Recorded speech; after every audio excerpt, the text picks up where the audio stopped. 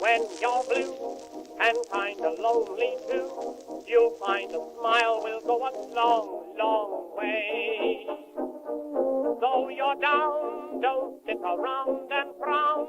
A little smile will go a long, long way. Never grieve, just try to make believe the sky is blue, although you know it's gray. Don't you find it's just a waste of time? You'll find a smile will go a long, long way. And welcome into what we call the Great Escape. Ron and Jen's Great Escape. It's our effort to kind of look at the world through lighter colored glasses, not necessarily rose-colored glasses, because that would be irresponsible of us. It might be difficult to do that today because there's one story, and people will know the story by the time we get there because it'll be about 5, 6, 7 days old, I think. Last week's when this one comes out, but still, we'll get there. I got something to say about that. It's a classic do as I say, not as I do. Lord have mercy. With a great Rhode Island spin to it. You know, in Rhode Island, how we say, I got a guy. I know a guy, right? You know how we say that? My dad used to say that all the time. Don't worry about it, Jen. I got a guy. I got a guy.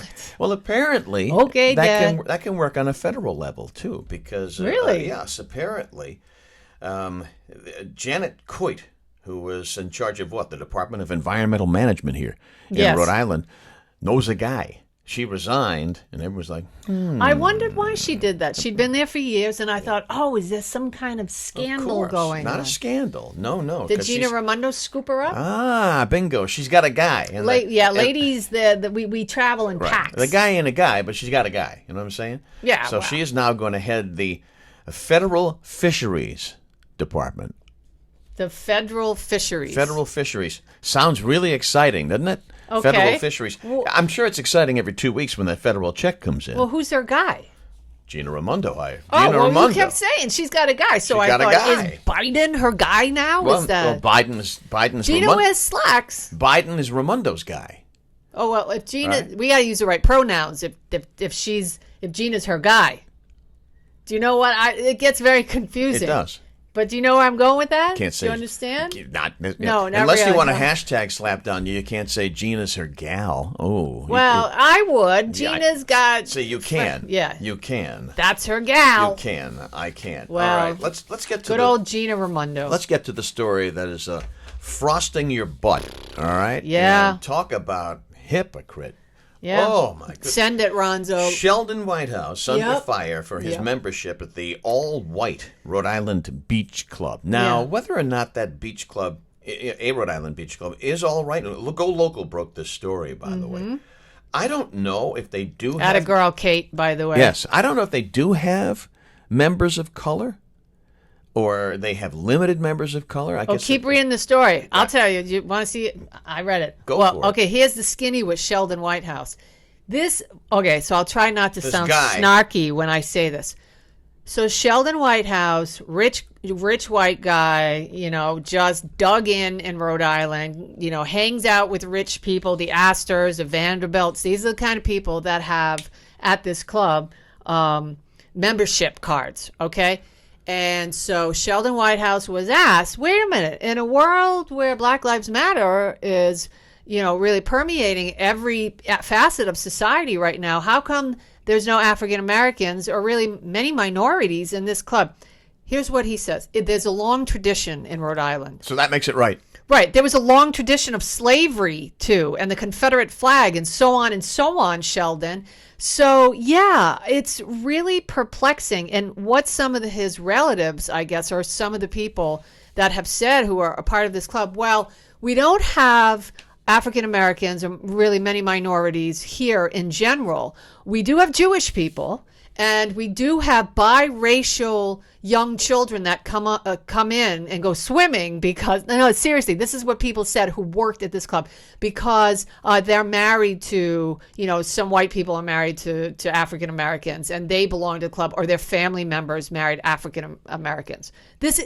Now, Okay, Bailey's Beach Club, by the way, Newport. Bailey's Beach Club. That's what we're talking now, about. Now, this has come up in the past. This is not a new news story. No, this is 10 years old. That's right. But we are looking at this again because, as you said, with everything happening since George Floyd and just the uptick and the prosperity and the interest and the support that Black Lives Matter has gotten, support them or not, over the last year, really the last 9 months to 10 months, mostly, you have to take, he was asked again, and those are the things that he said. But here's the thing, Ron, that drives me bananas. Republican, Democrat, it doesn't matter to me. Does anybody stand for anything anymore instead of, and I'm going to swear today, and I haven't, stop blowing smoke up our ass. Stop gaslighting us. You can't say that you stand for truth and righteousness and justice and equality when there's a guy in your own party that personifies all of the things that you claim that you loathe. And this is the part of the story. It's not a Democrat issue. It's not a Republican issue. It's just, how can you ignore it? How can all the Democrats collectively not say anything? How can the Black Congressional Caucus not come down on him? How can nobody has said anything to date as this will air, and except Black Lives Matter Rhode Island. Right. And Go Local report. That's what drives me nuts this about first came up in 2006. That's so my it's little even rant longer. for the day. It's longer than I originally said. Mm-hmm. Initially, when he ran for office, he disavowed his membership and pledged to quit the club, which, of course, he didn't do. And if you dig even more deeply into this, apparently, wifey has a serious amount of money invested in this beach club. Well, she's one of the most powerful people that runs that club. Yep. And this is, again, and we have, Ron, stayed away from discussions. We said on the first show, we're not necessarily always going to stick with everything but we've done that. But this story, it's just mind-numbing because the divisiveness, the anger, the tribal, the hypocrisy, the way that they put us into our tribes these days, and you can't say anything about anything, and if you disagree or have a divergent opinion about anything, you're racist, you're homophobic, you're xenophobic, you're ignorant, you're white supremacist. And here's this guy, this rich old white guy sitting, a sitting senator who is a member of an all-white club. And his response is, well, it's a long tradition in Rhode Island. We're still working on it. Are you kidding me? I'm just flabbergasted by this. But Black Lives Matter Rhode Island has taken him to task and said, this is disgusting. I'm paraphrasing. You're repulsive, this is disgusting, and you're a hypocrite. So good for them. And I'll swear, too, this is a story that really should give you the red ass. Something fierce. Be careful out there. Yeah. Shark sightings. Detections increase near East Coast as the summer unfolds. You love these shark stories. Every week you got one. They're out there. They are with their beady little eyes. When you go out into the ocean, do you turn your back on the ocean or do you look forward? Do you look out into the ocean? I look out into the ocean. I look out to the panorama because I'm looking for little fins, right? It's hard to do that when you're riding the waves, though. It's. I just want to let you know. I don't go to the ocean anymore. No thanks. Happening. I just want to let you know that is happening. Airline industry calling on the Justice Department to prosecute unruly, violent passengers. So the bad behavior in the long aluminum tubes. These stories too. The long aluminum tubes, that bad behavior does continue. But Ron, the airline industry is calling on the Justice Department. I thought that's why there were marshals on these flights. If you're disruptive, if you break the code of conduct laws for being in the skies, there are clear laws already on the books that the FAA has against this sort of behavior, and they have to ask for help. I guess. Maybe there aren't marshals on each and every flight. I don't know how they go about doing Can that. Anybody tell me, how did we get here? How did we get to this place where the police are bad, that gaslighting is the norm? If it's black, it's white, even though I see black. I mean, if it's up, it's down. Right is wrong. Wrong is right. How did we get here so quickly? We went from 0 to 100 in okay, to insanity. And I mean, isn't the uptick of this just so confusing? I think it's Seinfeld's Bizarro World. And Seinfeld is culturally inappropriate now. That's true. And we are living in it. All right. We are. All right, we got the Seinfeld, we got the Sheldon Shecky White House story off of our chest. God. So now we can move on to some lighter fare. Can we? Which is classified as Jen's News on this fine podcast, and it has its own theme song. It does. And again, I'm sorry for going in a direction that we don't like to, but I had to. No apologies. Yeah. All right. Thank you. I appreciate it. Here we go. It's time for the news that you don't want to miss every single podcast. That's right.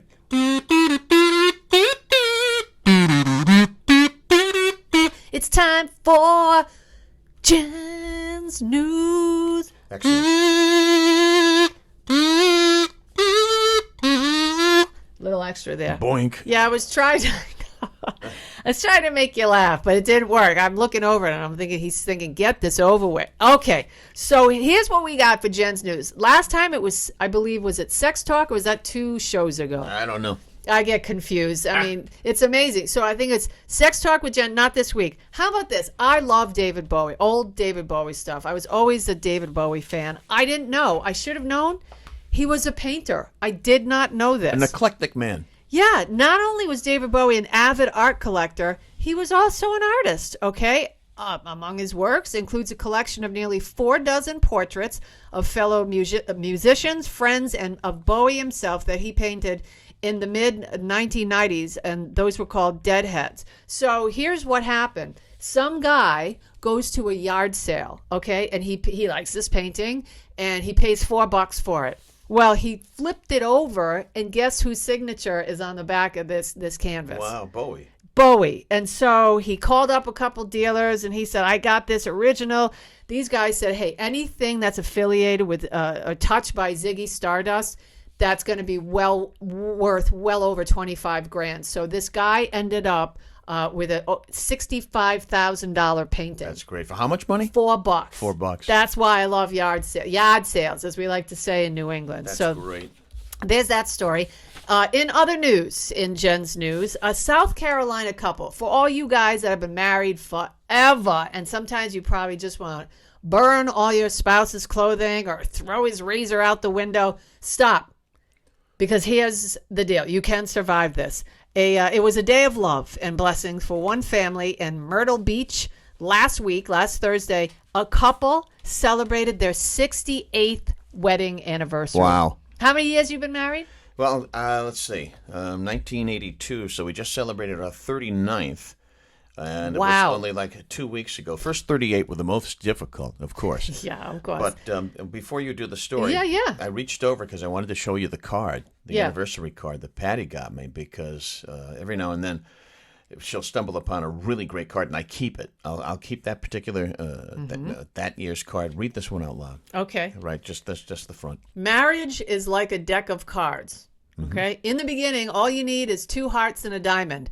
By the end, you wish you had a club and a spade. Isn't that a good one? I love that Patty gave that to you. That's an outstanding She's card. Sending you a message, a secret message. Card. Yeah, it is a very good card. All right, so back to the story. 68 years they were married. 68 years, wow. They're 94 and 93 years young. That's right. And their parents met on a beach in France, and their father wrote on a rock and tossed it at their mom, asking her out for dinner. All those years ago. Isn't that great? That's very romantic. I think that's super sweet. I hope it didn't hit her in the head. That's what I was going to say. Was it kind of like a pew? I hope we just kind of tossed it. Oh, was it just a gentle? I hope it was a little gentle toss. Yeah. Okay, so how about this? And lastly, in Jen's News, have you ever wondered, I mean, I do from time to time, what summer blockbusters, as we're getting back to the movies, right? There's a lot of movies that will be coming out this summer. And, I mean, do they ever bomb? Oh, they do. You know what the very first movie considered a summer blockbuster? Was it Jaws? It was Jaws. Was it really? Absolutely. Because I didn't know that these movies, I have a list, the top 10 summer blockbusters. And what a bunch of stinkburgers. That actually bombed at the box office. These are bad. Some of them are really bad. So we'll start at number 10, The Lone Ranger. Oh. I remember reading back in 2013 how much money Disney poured into this and how much money they lost. It just, and I don't know. I mean, I can't get past the first 10 minutes of that movie. I'll tell you I don't know why that is. Well, I'll tell you one of the biggest reasons that bombed is who has interest in the Lone Ranger anymore? I mean, the Batman, sure. Superman, sure. Maybe they're going for the retro vibe. The Marvel character, well, you can go for it, but a lot of times you can't pull it off. That movie was abysmal. Johnny Depp in that movie. Yeah, but just he terrible. looked I thought that he seemed like he was going to do. The character was terrible. Really? All right, Cowboys and Aliens. That's number 9. You mentioned that. That was our last podcast. What's his name? Daniel Craig. And Harrison Ford. Stunned about this. Number 8, Evan Almighty, back in 2007. I saw that. I thought it was kind of cute. I got a theory why it bombed. I got a theory why it bombed. The screenplay kind of sucked. Well, the reason I think it bombed is because Jim Carrey wasn't part of it. It was Steve Carell instead. That's right, the dude from The Office. And Carell wasn't as big as he became once he hit The Office. Yeah. This one, I don't even know what this Stealth in 2005. Jessica Biel, I believe. I don't know. Okay, 6, The Adventures of Pluto Nash. Terrible. That was a big disappointment for Eddie Murphy. Yeah. Big disappointment. Final Fantasy in 2001, and there was a subtitle that went to that. I don't know what that is. Yeah, I don't know. Battlefield Earth. This is great. Do you remember that? Sure. Vaguely, that's right? John Travolta trying to force Scientology down your throat. That's right, and he paid for part of this movie. I think 90% of it. Nobody wanted to make this movie because the story, I'm going to say it again, I've been using the word a lot today. It sucked so bad. Nobody wanted to invest in it, but John Travolta said, no, I'm going to. And he starred in it, and I believe he directed it. Yeah, he did. It's awful. But who wrote it? L. Ron Hubbard. Yeah, right. So you figured it'd have something behind it, but boy, that thing blanked the bed. Yeah, this one, I don't know. The 13th Warrior in 1999.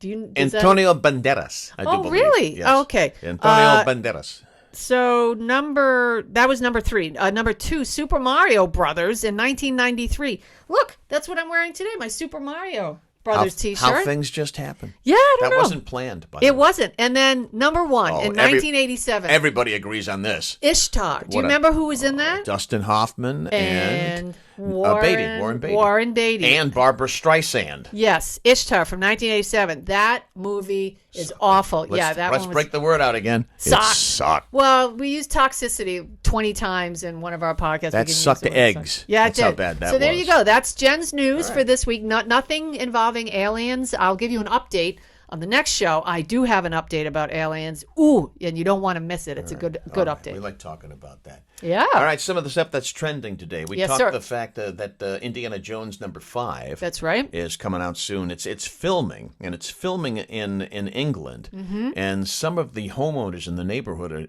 they want them out. They're like, get out of here. So mad. Get out of here. Apparently, they paid one homeowner, which is the principal place that they're filming, $75,000. They should. All the other neighbors got nothing. And here's the other thing that's really upsetting is they're only filming certain portions at night because it is set, some portions of it, somehow they're going to have this. It's set in Nazi Germany. Yeah. And there are swastika flags hanging up in English neighborhoods. Well, it's a movie. They want them out. I mean, all right, wouldn't that be exciting? Here's why I understand why people are getting upset. Because they go home. Listen to this. This is great. This is what would make me mad. They go home from work after a long day trying to find a spot. They can't get into their streets. So they park 15 minutes away and they're getting parking tickets. That's another reason to be pissed off. That's why those people are so mad because they're getting they can't pull into their streets or their driveways and they're still getting parking tickets. And they're not getting paid for that. And they're not getting paid. Just one house is getting paid for it. Yeah. Hey, before we move on to other stuff that's trending, we can say this is news and it's trending at the same time. Yeah. They're going to be filming Hocus Pocus 2 parts in Rhode Island. Yeah, they are. And I screwed up because I thought Hocus Pocus 2 was coming out in the fall. It's not coming out until 2022. Got it. But they're shooting all over Mass, Connecticut, Maine. They're shooting in Rhode Island. I don't know where. I want to know. I'd love to go to the set. Wouldn't that be fun? Ooh, I would love to be an extra in that movie. Maybe turn you into a little animal or something like that. Magically, right? That would be fun. I mean, for a sec. Ever wonder where the germiest places are in an airport? Well, I will now. Yeah, just about everywhere. Yeah, I will now. Let me give you the top. You don't want to touch the toilet and bite your nails. Yes, no, you don't want to be doing disgusting. that. The top 4 germiest places in an airport: the chair armrests, on your flight. So you bring the wipes. They have travel wipes that you can get. Oh, they do? Yeah. Do you have to pay for them? Of course. You don't get them at the airport. Like you just bring them on. You pack them, I see. and you bring them in, and you wipe everything down. Of course, yeah. Any handrail, touch screen, security bins, those security bins where you got to put your shoes and all that stuff. Oh, I never even thought about that. That is germ city. Yeah. And also things that come down, boom, where you put your stuff. Oh, yeah, that's dirty. We talked about that. That's dirtier than a toilet seat. It is. So wipe it clean if you possibly can. That's good, Ron. Parents seem to be torn on whether or not they should visit Disney theme parks yet, but experts say that it's generally safe. If you do visit a Disney World or Disneyland, this is crazy. The adults can go without masks, but the kids have to have masks on. Right, it's probably a liability thing. Listen, everything's a liability thing. Yeah, I mean, nothing makes sense anymore. Nothing, absolute zero, nothing. It's just, we're all gonna die, and over. Everybody go back to the stadium, stop buying merch, go back, buy a hot dog, go see some baseball. We good. Let's move on. Of course, one of the big downsides of ditching masks will be the return of colds and flu, because the masks did or do help against that too. So that's, I guess, one of the big concerns. Don't you find that it's harder to see people now? I mean, you can hide behind a mask.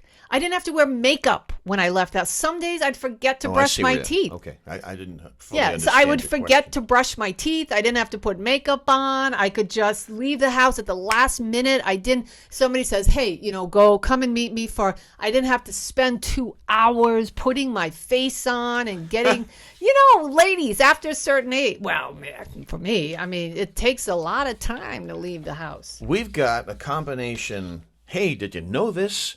And remember when, I guess your sneeze story. Yeah. Because you asked a question that I pondered it, and I said, I don't know the answer to that question. Well, this isn't necessarily unusual history, but we'll say unusual activity for today. So I thought this was really, really interesting, and I hope you do too. It's a good cocktail talk. I hate small talk. I was just at an event where I had this small talk for 4 hours. It was dreadful. This could be an icebreaker. Ron, why do we close our eyes when we sneeze? I don't know. That's right. You don't know, probably, but I'm going to tell you. The sneeze reflex, Ron, is pretty powerful. Now, it propels particles out of your nose and mouth at highway speeds. You guys wouldn't even, I don't have it here, but it's crazy how fast this stuff flies out of your mouth. Now, this is connected to this reflex are the muscles in and around your eyelids. Sneeze comes out, eyes go shut. Scientists aren't 100% sure why this is necessarily, but the popular theory is that it's a defense mechanism. Your body is expelling some nasty funk. The last thing you need is for your eyes to be exposed to it. It's your body's way of actually saying, hey, get out of me and stay out. I don't want to look at it. That's it. Yeah. So it's just a natural reflex that we do. I mean, try sneezing with your eyes open next time. Yeah. It's hard. You're like, yeah, because it's reaction. Weird. You look freaky. Right. Ever since I was a little kid, if I stare at the sun, it makes me sneeze. Really? Not all the time, but like 75% of the time. I don't know what, some kind of sensitivity to light or something. When I used to drink vodka, the first 2 sips, no, seriously, the first 2 sips, every time I'd sneeze incessantly, 10 sneezes. And my father would say, yeah, see, you're allergic to alcohol. You're drinking again. You're drinking. I know you're drinking. Rhode Island summer camps are trying to rebound from the COVID-19 virus, of course. I guess, attendance is starting to go up big time. Did you go to summer camp when you were a kid? Oh, I did. I loved every summer? There was some disparity. I was thinking about it. I said something about, I went from the age of 10 and I went for 10 years. And remember, I was trying to figure out the numbers. Well, I got it wrong. Yes, I went from 1974 to 1982 every summer for 7 weeks. Same place? Same place. Camp Wyoda. I loved it. I was so happy there. We did crafts and rode horses and went water skiing. And I was away for 7 weeks. As a little kid, you don't shower for 7 weeks. It was great. It was great. You also made... I was swimming, but I didn't shower. You also made an entire living room set out of GIMP. Remember GIMP? GIMP. Remember that stuff? GIMP. I made mats with Nuki, and we made taffy, and we had candy night. Oh, my God. I'm telling you, best thing my father ever did for me was send me to summer camp. Loved it. We moved from that to one category that I decided to create a couple of podcasts ago called What a crock of crap. I like it. Listen to this. That's not positive, but it's funny. Listen to this crock of crap. It's funny. Billie Eilish has apologized for mouthing a racial slur in a recently resurfaced video, which always comes back to bite you in the ass. Yeah. English addressed the video on Instagram, writing on her stories that when she used the word, she didn't know that it was derogatory. Apparently, she was mouthing to the lyrics of the song Fish by an artist, if you will, Tyler, the Creator. Okay. So he's a rapper. Okay. And he referred to, I had to look it up because in the story. So I looked up the lyrics and he refers to Asians as chinks. Mm-hmm. And so she mouthed chink, but then she said, this is the most beautiful part.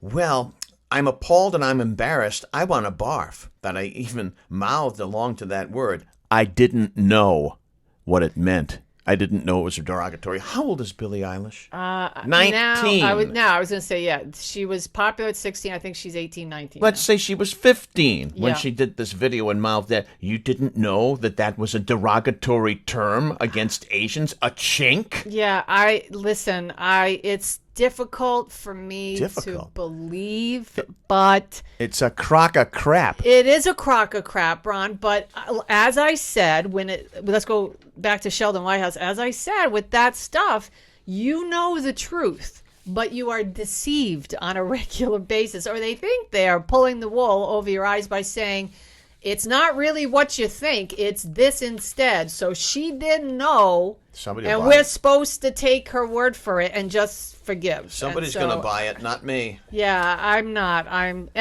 this generation has a hard time with this, thinking that something that happened 2, 3, 4 years ago can't be dredged up again. Guys, if it's on the internet, it's out there. It's out there for keeps. That's it. I remember one time I did a video, and this is just for instance, when Whitney Houston died, I was so upset, not because she died per se, but because she struggled with addiction. And I was struggling so badly with addiction myself, with alcoholism at that time. I understood it. I couldn't believe she died. It was I felt so bad. I made this video where I was crying. I think I deleted it. I'm sure somehow somebody could dredge that up. You know what I'm saying? It's out there. That's it. It's never going to go. The internet never forgets. Remember that. Or forgives. Well, people don't forgive, Ron. People don't forgive. A lot of us put on weight during COVID. That's bad. During the pandemic. They call it the COVID-15 because apparently the average amount of weight that people put on was about 15 pounds. Yes, so that is true. I had a couple of physicals ago. I had lost 12. Yeah. I went back for my most recent, and I put 10 back on. Okay, so well. I tooketh away, and I gaveth back. So now I'm going to be looking at dropping my 15 or 10, 15. We're going to call them COVID pounds. COVID pounds. But we're not the Lone Ranger. COVID thighs. I'll go right back to that crappy movie. We're not the Lone Ranger when it comes to that. And it's not just our species. No, that's true. Look at that. The past year and a half has certainly been hard, I'll say, especially on Americans' waistlines, with lots of people gaining, as Ron just said, the COVID-15 and then some. I just lost about 11 to 12 pounds, and I'm just so happy about that. That was terrible. I struggled. No, I was skinny fat. I don't know if you know what that is, but as I said, maybe someday I'll be brave enough to put my before picture, then my after picture. I don't think so, though. I don't think I'll ever going to do that. Anyway. Because as you know, it'll be up there for keeps. Oh, it will. Somebody will just, because people are so mean. You guys, some of you are so fresh. I don't understand. Anyway, a new study by Banfield Pet Hospital finds America's pets have been gaining weight, too. From March to December of 2020, dogs diagnosed as overweight or obese rose 2.3%. Overall, 34% of dogs were diagnosed as overweight by the end of 2020. Oh, cats were also considered overweight. 38% of cats put on weight, too. That's an increase of 18%. I laughed, I cried. It was better than cats. Now, you told me that Molly, your dog, just dropped some weight. Molly, well, she put on 15. Exactly. 15 pounds for a dog? She put on 15 pounds, and I had her on a diet of carrots, apples, and I cut back on her dry food. She lost 7 pounds. That's great. Yeah, she looks great. So, that music, by the way, did you guys catch this? The Hamburglar? This is an original from the 60s. I got it for Ron. It's another fine Christmas present. But that music means the show's over.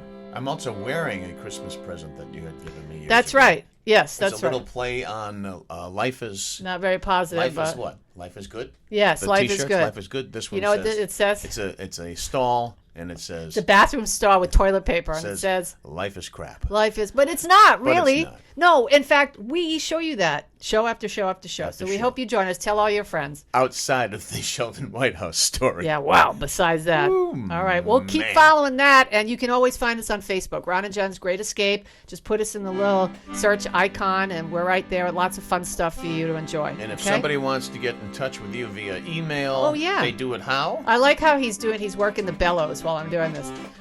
Jen Brien, JenBrien, at rocketmail, all one word, .com, okay? All righty. Be nice to each other. Yeah, Smile. Please. Yeah. You'll find a smile will go a long, long way.